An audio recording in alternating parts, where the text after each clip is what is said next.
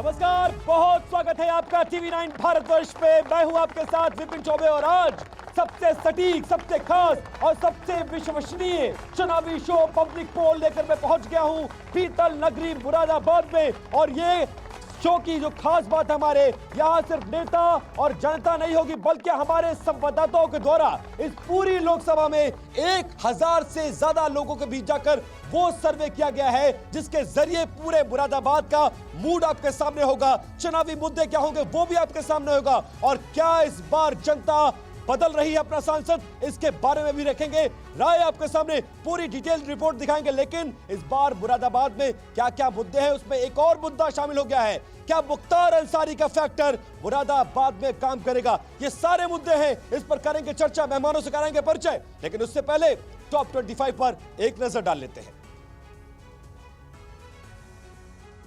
तो कुछ देर में वापस विपिन का रुख करेंगे। मुरादाबाद में क्या है लोगों की राय वो आपको बताएंगे, विपिन वहां चर्चा करेंगे। लेकिन यहाँ स्टूडियो से हम आपको इस वक्त की 25 बड़ी खबरें बताएंगे। मैं हूं सुमेरा खान, मेरे साथ मौजूद हैं समीर और प्रतिमा। शुरुआत करते हैं इस वक्त की 25 बड़ी खबरों की। सबसे बड़ी खबर यूपी की सियासत से जुड़ी हुई। को powered by silver pumps and Motors, नाम याद रखना। Cooling partner India's number 1 cooler symphony. Banda से गाजीपुर ले जाया जा रहा है मुख्तार अंसारी का शव। 7 से 8 घंटे का लग सकता है वक्त। चित्रकूट, कौशाम्बी, भदोई होते हुए गाजीपुर पहुंचेगा काफिला। मुख्तार अंसारी को कल किया जाएगा सुपुर्द खाक। गाजीपुर एसपी बोले देर रात तक पहुंचेगा शव, सुरक्षा के कड़े इंतजाम। सुप्रीम कोर्ट जाने की तैयारी में मुख्तार अंसारी का परिवार। हाईकोर्ट में नहीं लग सकी अब्बास अंसारी की याचिका। पिता के जनाजे में शामिल होने के लिए लगाई थी पैरोल की याचिका। मुख्तार अंसारी मामले में 2 तरह की जांच के आदेश। मामले की न्यायिक और मजिस्ट्रेट जांच होगी। न्यायिक जांच रिपोर्ट 15 दिन और मजिस्ट्रेट जांच की रिपोर्ट 1 महीने में आएगी। मुख्तार अंसारी की मौत से पहले बेटे उमर से आखिरी बातचीत का ऑडियो आया सामने। बेटे से मुख्तार ने कहा था, कमजोरी की वजह से रोजा नहीं रख पा रहा हूं। मुख्तार की मौत के बाद गाजीपुर में सुरक्षा बढ़ाई गई। मोहम्मदाबाद में भारी सुरक्षा बल की तैनाती। परिवार ने समर्थकों से धैर्य बनाए रखने की अपील की। मुख्तार अंसारी की मौत पर शिवपाल यादव ने कहा, संदिग्ध हालात में हुई मौत, कोर्ट को इस मामले में खुद ही संज्ञान लेना चाहिए। रामलीला मैदान में रैली के लिए आपको मिली दिल्ली पुलिस से हरी झंडी। 20,000 लोगों के साथ सभा करने की अनुमति। इंडिया गठबंधन के बैनर तले होगी तानाशाही हटाओ लोकतंत्र बचाओ रैली। आम आदमी पार्टी के सूत्रों से बड़ी खबर। 31 मार्च की तानाशाही हटाओ लोकतंत्र बचाओ रैली में शामिल होंगे राहुल गांधी और मल्लिकार्जुन खड़गे। शरद पवार, उद्धव ठाकरे भी होंगे शामिल।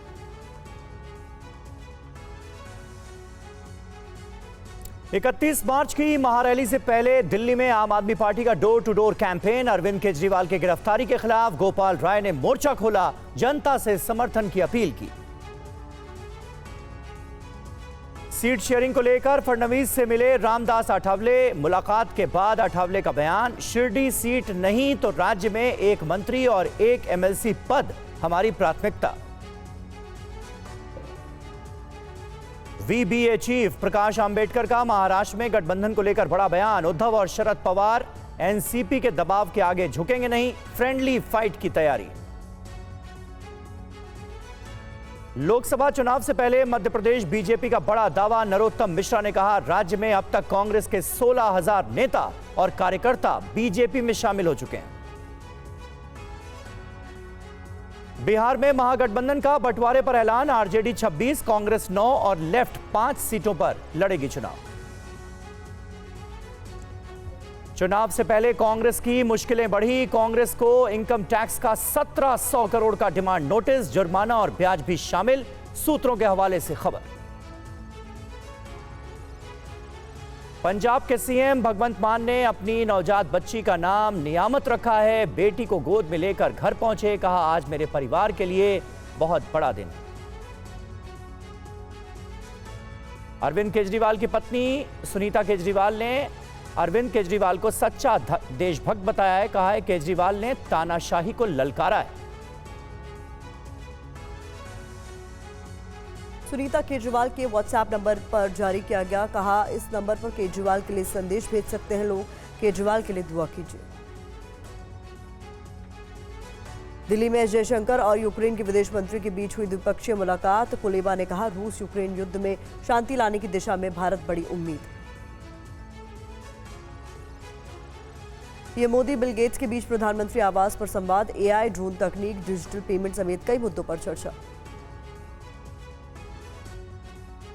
बिल गेट्स से पीएम मोदी ने कहा, आम आदमी का तकनीक पर भरोसा बढ़ा, बच्चों को डिजिटल शिक्षा देने पर हमारा फोकस। राज्यपाल हत्याकांड में सजा का ऐलान। 6 दोषियों को उम्र कैद, 1 दोषी को 4 साल की सजा। सीबीआई कोर्ट का फैसला। राज्यपाल हत्याकांड में मारे गए अतीक अशरफ भी थे आरोपी। कोर्ट ने 6 दोषियों को उम्र कैद की सजा सुनाई। 1 आरोपी को 4 साल की सजा का ऐलान। जम्मू कश्मीर के सोनमर्ग में अवलांच से हड़कंप। इलाके में बर्फ के बीच फंसी गाड़ियों का रेस्क्यू जारी। किसी के हताहत होने की खबर नहीं, आवागमन ठप। जम्मू कश्मीर के रामबन में सड़क हादसा। गहरी खाई में गिरी कार, 10 लोगों की मौत।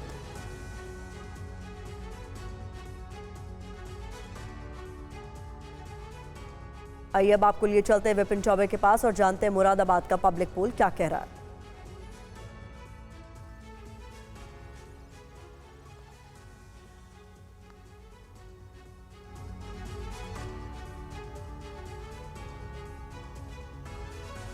बहुत शुक्रिया प्रतिमा। देखिए, हम पीतल नगरी मुरादाबाद में मौजूद है और हमारे साथ बड़ी तादाद में जनता है और मेहमानों का एक बड़ा पैनल आ गया है। मेहमानों के परिचय से शो की शुरुआत करते हैं। हमारे साथ बीजेपी का पक्ष रखने के लिए विनोद अग्रवाल साहब हैं, जो कि महापौर हैं मुरादाबाद के। वो इस कार्यक्रम में हमारे साथ मौजूद रहेंगे।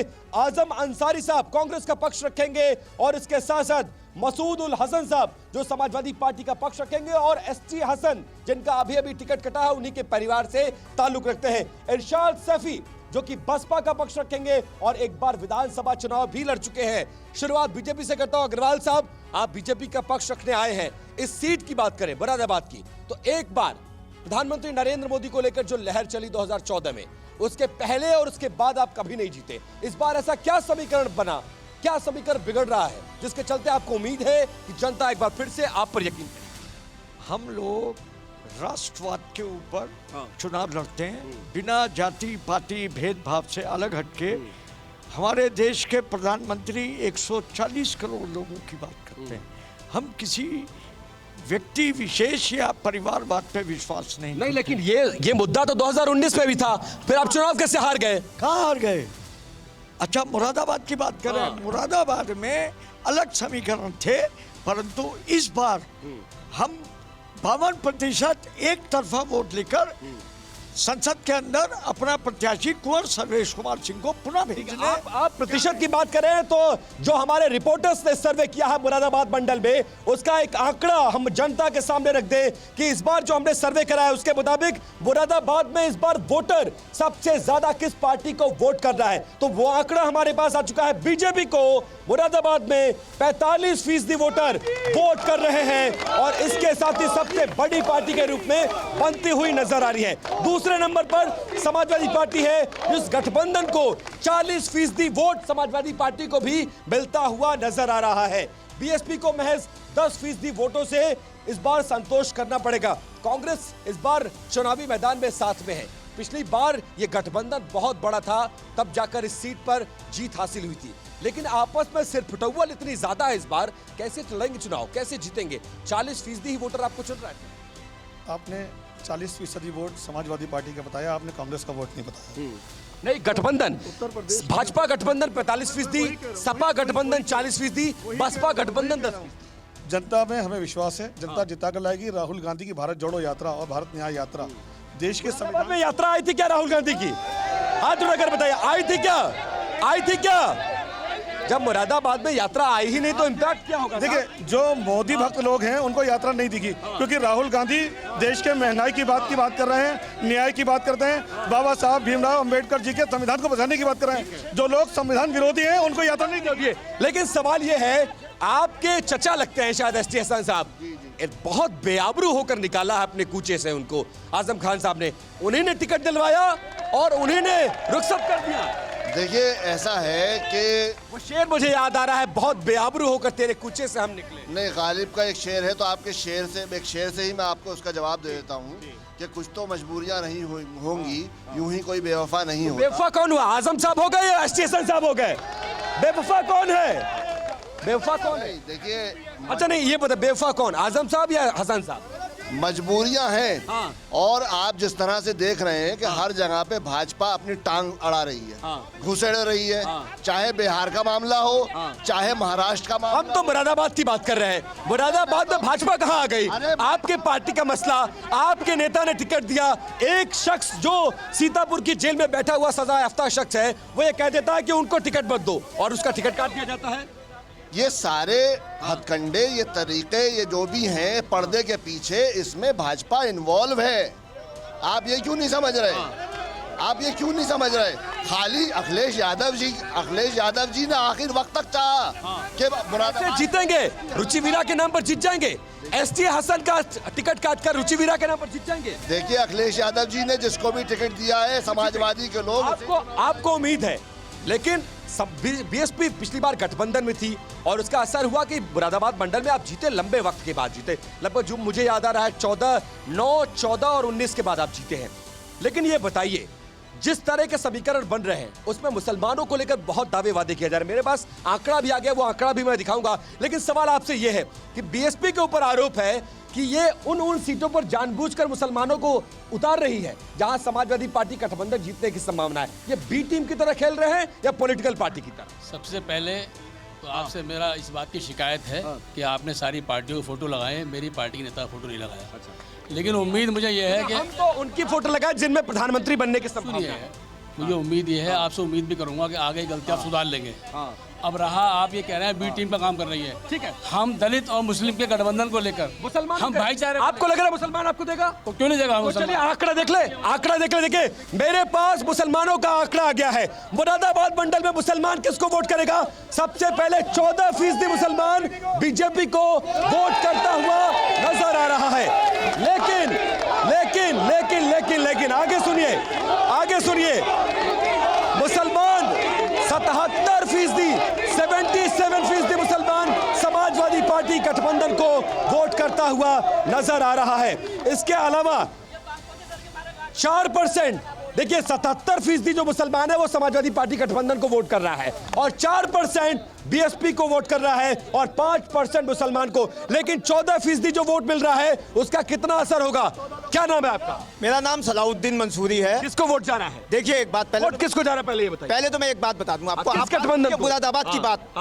ये 5 साल सांसद रहे इनके चाचा, इनके घर के आगे एक गड्ढा है बहुत बड़ा, 5 साल के अंदर वो गड्ढा ही नहीं भरा गया। गड्ढा नहीं भर पाए, भाजपा का नहीं, सांसद अपने घर के बाहर का गड्ढा। यार मेयर साहब नगर निगम का समझते हैं, आप पढ़े लिखे लोग हैं, जाहिलों की बात मत करिए। मेयर के अंडर में आता है सड़क, पानी। क्यों नहीं भरा भाई आपने? गड्ढा क्यों नहीं भरा? ऐसे गड्ढा क्यों नहीं भरा? तो ये गड्ढा क्यों नहीं भरा? नहीं बनेगा। अच्छा ये बताइए, समाजवादी पार्टी का यहाँ पर समाजवादी पार्टी के सांसद थे। मैं आप सभी से एक सवाल पूछता हूँ, क्या समाजवादी पार्टी के सांसद ने 5 साल में कोई काम किया? कोई काम किया? काम क्या किया? कुछ नहीं किया, बिल्कुल कोई काम ही नहीं किया।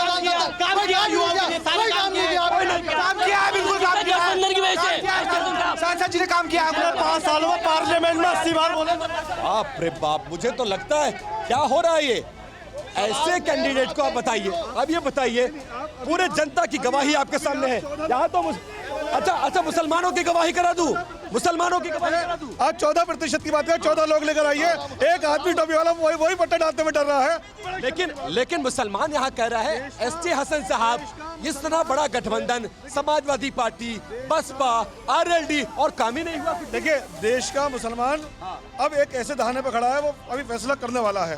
वो किस तरह फैसला कर रहा है? आपने कहा 14% अंसारी का फैक्टर है कि मुख्तार अंसारी नहीं, कोई मुख्तार अंसारी देश के आगे मुख्तार अंसारी बिल्कुल है। मुख्तार अंसारी की हत्या हुई है और उस हत्या की जांच होना बहुत जरूरी है। मुख्तार अंसारी का फैक्टर है, ये ऐसा एक्टर रहेगा, थोड़ा बहुत असर रहेगा। मुसलमानों से गवाही करा दे, मुसलमानों से गवाही करा दे। एक मिनट एक मिनट शांत हो जाइए। आप में से 50% से ज्यादा मुसलमान यहाँ पर खड़े हैं। क्या मुख्तार अंसारी का फैक्टर मुरादाबाद के लोकसभा चुनाव में कोई मुद्दा रहेगा? कोई मुद्दा नहीं बढ़ेगा, कोई नहीं रहेगा, बिल्कुल नहीं। कोई मुख्तार अंसारी मुसलमानों का फैक्टर तो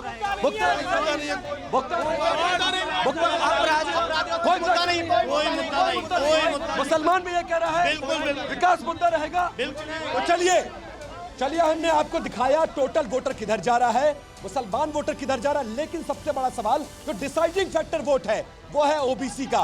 अब देखिए ओबीसी के आंकड़े आ गए हैं, बहुत ध्यान से देखिएगा इस आंकड़े को। ओबीसी किसके तरफ जा रहा है वो आंकड़ा मेरे पास आ चुका है और वो आंकड़ा ये कहता है कि ओबीसी में 35% वोट बीजेपी को मिलता हुआ ओबीसी का नजर आ रहा है। समाजवादी पार्टी को 39%, जी हाँ, मतलब बीजेपी से ज्यादा वोट समाजवादी पार्टी को मिलता हुआ नजर आ रहा है, 39%। लेकिन बसपा को महज 16% ओबीसी वोटों से इस बार संतोष करना पड़ेगा। आप ये बताइए, ओबीसी भी 35, ओबीसी टोटल बीजेपी के साथ था, है और रहेगा। क्यों रहेगा? क्या ऐसा क्या कर दिया बीजेपी ने हमेशा ओबीसी को अपने साथ मिला के चला है, हमेशा। और आज सबसे ज्यादा सांसद, सबसे ज्यादा हमारे पार्षद, सबसे ज्यादा विधायक ओबीसी के भाजपा से। आरक्षण को खत्म करने वाले लोग आज ओबीसी की बात कर रहे हैं, शर्म आनी चाहिए इन्हें। अरे ये सबसे पहले मनुवादी लोग हैं, ये वो लोग हैं जो अगर पूर्ण बहुमत में आ गए तो ये सबसे पहले ओबीसी, एससी, एसटी का आरक्षण खत्म कर देंगे। क्या कहना चाह रहे हैं? मैं ये कहना चाह रहा हूँ, इन्होंने अभी इनको पर रख दी, बात का गड्ढा ये भरवाते। इनके पास भी तो निधि आती थी, अगर ये चाहते तो 10,000 रुपए का। अच्छा, आपने सांसद ने कुछ किया कि नहीं किया? हमारे सांसद ने कुछ नहीं करा, कुछ नहीं करा, दिखाई कोई क्या मुद्दा नहीं कहा। अपना नाम बताइए। अपना नाम? शहाबुद्दीन है। देखिए शहाबुद्दीन साहब, आप तो समाजवादी पार्टी और कांग्रेस गठबंधन को वोट करते होंगे। बीजेपी को करेंगे हम आपकी बात। बीजेपी को, मुसलमान बीजेपी को, ऐसा क्यों भाई? क्या नाम है आपका? शुजात अली। आप किसको वोट करेंगे? भारतीय जनता पार्टी। आप किसको वोट करेंगे? हम विकास के लिए वोट करेंगे। विकास के लिए वोट करेंगे। भारतीय जनता पार्टी ने किया है। विकास कौन कर रहा है? सबका साथ, सबका विकास हो रहा है। मोदी जी। हिंदू का विकास है, मुसलमान आंकड़ों का विकास के लिए मेरा नाम सैयद फैज मसूद है। मैं मुरादाबाद से हूँ, किसी पॉलिटिकल पार्टी से नहीं हूँ। जो मुरादाबाद की बेसिक आवाज़ है मैं वो बताना चाहता हूँ आपको कि अभी जो सिटिंग जो टिकट कटा है यहाँ पर, तो उससे एक बहुत खतरनाक परिणाम सामने आएंगे। क्या खतरनाक होगा? लोग चौक बीजेपी जीत जाएगी। डेफिनेटली। अच्छा, एक बात आप सभी से मेरा सवाल है, इसके बाद मैं इस तरफ आ रहा हूँ क्योंकि इस तरफ नहीं गया हूँ। मेरा सवाल सुन लीजिए, मेरा सवाल सुनिए, एक मिनट थोड़ा शांति से मेरा सवाल सुन लीजिए। क्या बीजेपी हिंदू और मुसलमान देखकर कोई काम करती है? कोई काम करती है हिंदू और मुसलमान देखकर? कोई काम हिंदू और मुसलमान बिल्कुल नहीं करती। प्रधानमंत्री ने कभी भेदभाव दोनों धर्मों में? मैं एक मुस्लिम महिला हूँ और मैं मुस्लिम महिला? बिल्कुल, मैं एक मुस्लिम महिला हूँ। मेरा नाम फरहा अंसारी है और मैंने इस बार चुनाव भी लड़ा है, पार्षद का चुनाव, जो कि कोई टिकट नहीं दिया जाता। भाजपा में मुझे टिकट दिया गया है और मैं ज्यादा से ज्यादा वोट लेके आई हूँ। क्या ज्यादा से ज्यादा वोट लेके आई? तो इस बार मोदी जी सरकार आएगी, संसद हमारे नहीं, सवाल ये है कि क्या हिंदू और मुसलमान देख के वोट होता है? हिंदू मुसलमान देख के। तो चलिए, मेरे पास अब आंकड़ा आ गया है, देखिए आंकड़ों पर एक नजर डाल दें, उसके बाद मैं इस तरफ आ रहा हूं क्योंकि आप लोग बहुत लंबे टाइम से इंतजार कर रहे हैं। एससी एसटी का आंकड़ा क्या कहता है? देखिए, अब एससी एसटी का जो आंकड़ा है वो ये कहता है कि 27% एससी एसटी वोटर बीजेपी के साथ इस लोकसभा चुनाव में मुरादाबाद में जाते हुए नजर आ रहे हैं, जबकि समाजवादी पार्टी 16% और बीएसपी को 50% एससी एसटी वोटर वोट करता हुआ नजर आ रहा है। आपका जो एससी वोट है वो बहन कुमारी मायावती जो आता है, कह तो रहा हूं 50% जा रहा है। कितना परसेंट वोट ले लेंगे आपको? अगर बहन कुमारी मायावती का गठबंधन अगर होता तो यकीन बता रहा हूं, इससे होता, अगर इनसे होता, समाजवादी हो या कांग्रेस होता। बहन जी क्यों नहीं किए? हमने ये कारण है क्या बताओ? कारण है कि पूरा सुपड़ा साफ हो जाता उत्तर प्रदेश के अंदर, एक सीट नहीं आती बीजेपी की। अच्छा। अगर बहन को मायावती का कितना बड़ा मायावती, कितना बड़ा फैक्टर? मायावती का कुछ फैक्टर है? मायावती भारतीय जनता पार्टी की बी टीम के रूप में काम कर रही है। क्यों ऐसा क्यों लगता आप देख रहे हैं किस तरीके से है, आप देखिए जिस तरीके से मायावती जी, आप देखना कांग्रेस और सपा गठबंधन ही सीट जीतेगा, जैसे 2019 के अंदर जीते थे वैसे ही मुरादाबाद सीट। क्यों ऐसा लग रहा है? कोई फैक्टर नहीं है, कोई फैक्टर नहीं है, केवल बीजेपी। बी टीम, ये कहा जा रहा है कि बी टीम, क्यों ऐसा? देखिए नहीं, ये बताइए, आप देखिए, आप 17 लोगों का लिस्ट जारी करते हैं, 8 मुसलमान आप दे रहे हैं, तो लोग कह रहे हैं कि जिस सीट पर समाजवादी पार्टी कांग्रेस गठबंधन जीतने की संभावना बन रही है, वहां मुसलमानों को उतारकर क्या संदेश दे रहे हैं? ऐसा बी टीम इनकी है, इन्होंने काटा है। ये कौन सी टीम? देखिए ऐसा बी टीम ऐसी टीम, अभी भाई साहब कह रहे हैं ये ए टीम तो आपकी थी पिछली बार, इस बार बी टीम ही ऐसी टीम। आप मुझे बोलने देंगे तो बिल्कुल तो बोलने दीजिएगा, माइक में थड़ाइएगा। मैंने कहा अभी भाई साहब बसपा वाले ये कह रहे थे कि हमसे गठबंधन नहीं करा, गठबंधन में इंडिया अलायंस वालों ने पूरी बुलाने की कोशिश करी मायावती जी को, मायावती जी ने आके कहा हम गठबंधन नहीं करेंगे, हम गठबंधन नहीं करेंगे, यहाँ तक कह दिया कि किसके कहने पर? किसके कहने पर? अब वो तो किसके कहने पर? मायावती किसके कहने पर? क्या चीज? मायावती ने गठबंधन किसके कहने पर नहीं किया? देखिए बस, किसके कहने पर? एक मिनट, मायावती जी अपनी पार्टी की खुद जिम्मेदार। किसके कहने पर? भारतीय जनता पार्टी के कहने पर, बीजेपी के कहने पर मायावती ने गठबंधन नहीं किया। हार किया था। झूठ है। इंडिया गठबंधन की नींव रखने वाले, ये कह रहे हैं इंडिया गठबंधन की नींव रखने वाले नेता नीतीश कुमार जी ने घर में वापसी करी है और एनडीए गठबंधन का हाथ पकड़ा और राष्ट्र हित में वोट पड़ेगा और फिर से पुनः 400 पार भारतीय जनता पार्टी की सीटें होंगी। एससी समाज से आता हूँ और 100% वोट बीजेपी के साथ है। एससी समाज का वोट, एससी समाज का वोट, एससी समाज का वोट 100% भाजपा के साथ है। ये मुसलमानों की बात यहाँ सब लोग कर रहे हैं, आप सुनिए। विकास कितना बड़ा मुद्दा है? विकास बहुत बड़ा मुद्दा है। विकास हुआ है, पूरा विकास हुआ है, पूरा विकास हुआ है। और रही बात आपके आंकड़ों की, इस बार दलित पूरे तन मन धन से बीजेपी के साथ है, मोदी जी के साथ है। दलित भी, दलित, अरे भैया दलित भी आपको छोड़ रहा है, मुसलमान इधर जा रहा है, क्या होगा? देश का प्रधानमंत्री एक फर्जी उद्घाटन एयरपोर्ट का करता है और आज तक एयरपोर्ट नहीं चला। वो देश का प्रधानमंत्री उद्घाटन करता है। कौन से वाले एयरपोर्ट? मुरादाबाद के एयरपोर्ट का। और क्या? ये झूठ का बुलंदा है, सर झूठ का बुलंदा है। ये तो कह रहे हैं बीजेपी झूठ का पुलिंदा है, झूठ का पुलिंदा। कोई विकास नहीं किया आपने। एक एयरपोर्ट बनवाया, उद्घाटन कर दिया, उसके बाद कुछ हुआ ही नहीं। ऐसा है, ये अपने कार्यकाल का गिनवा देना, अपने कार्यकाल का गिना दे संसद थे, और जब ये करा ही नहीं सकते तो फिर इन्हें पब्लिक वोट क्यों दे? सबसे बड़ा सवाल है। अच्छा अब देखिए, अब डाटा एक आ गया है। अब देखिए समर्ड वोटर एक बड़ा फैक्टर काम कर रहा है पूरे देश में। समर्ड किसके साथ जा रहा है? क्योंकि अखिलेश जी ने गठबंधन बनाया, नाम दिया पीडीए, पिछड़ा दलित और आदिवासी, और कहा कि आधी आबादी, लेकिन समर्णों को उसमें नाम नहीं था, इसलिए समर्ड किधर जा रहा है, ये बड़ा फैक्टर। अब देखिए मेरे पास जो आंकड़ा आया है, वो आंकड़ा क्या कहता है? समर्ड वोटरों का आंकड़ा ये कहता है कि 77% समर्ड बीजेपी के साथ जाता हुआ नजर आ रहा है। कांग्रेस के साथ, कांग्रेस गठबंधन जो है समाजवादी पार्टी के साथ, वो 20% और महज 3%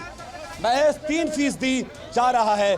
समर्ड भी साथ छोड़ चुका है। हम कायस्थ हैं, 100% वोट हमारा क्यों बीजेपी है? क्या कर दिया? अरे 5 साल पूरे मंडल में पिछली बार एक सीट आपने दी नहीं, इस बार कह रहे बीजेपी क्या कर दिया? देखिए भाई साहब, एसटी संजय का टिकट क्यों कटा? उन्होंने विकास कोई काम नहीं करा, वरना कोई पार्टी टिकट नहीं काटती है। सबसे बड़ा मुद्दा यही था। अगर अखिलेश जी भी वहाँ बैठे हुए हैं, उन्हें पता था कि इन्होंने कोई काम नहीं करा एसटी जी ने, इसलिए उनका टिकट काटा गया। और अब जब एसटी, मेरा नाम दीपक कुमार जाटव है और दलित हूँ। दलित किधर जा रहा है? दलित बीजेपी पे, दलित अब की बार मोदी जी के साथ है, दिल से, जान से, हर तरीके से। अच्छा एक सवाल ये, मुरादाबाद की सीट आपस में बात ना करे, देखिए यहाँ भी सेटिंग चल रही है क्या? अच्छा देखिए एक बात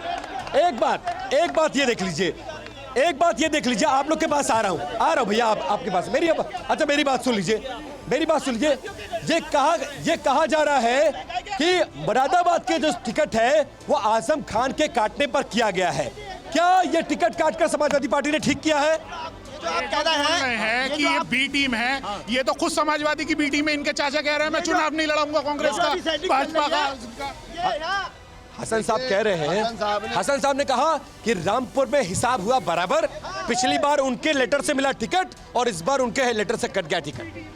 देखिए ऐसा है, हसन साहब ने ये कहा है कि राष्ट्रीय अध्यक्ष जी ने आखिर वक्त तक मेरे टिकट की कोशिश करी, मगर कोई परिस्थितियां ऐसी बनी जिससे कट गया।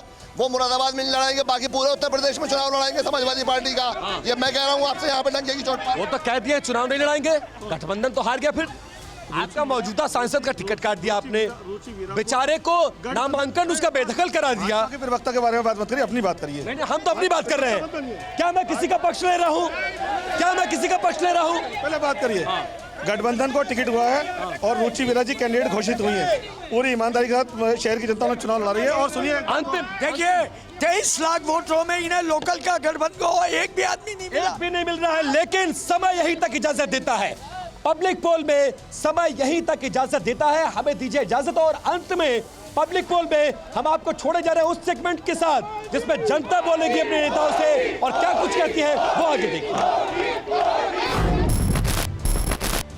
मोदी जी जिस तरीके से आप देश की सरकार चला रहे हैं उसी प्रकार हमारे उत्तर प्रदेश की सरकार भी चल रही है। डबल इंजन की सरकार है, लेकिन मुरादाबाद जैसा पीतल नगरी क्षेत्र है, इसके विकास के लिए और बेहतर आपकी सरकार कर सकती है, जिससे मुरादाबाद के आर्टिजनों को भी ज़्यादा से ज़्यादा उसका लाभ मिले और देश की प्रगति में उनका योगदान मिले। देश को चलाने के लिए सड़कें, पानी, बिजली, ये सब चीज़ों की ज़रूरत होती है।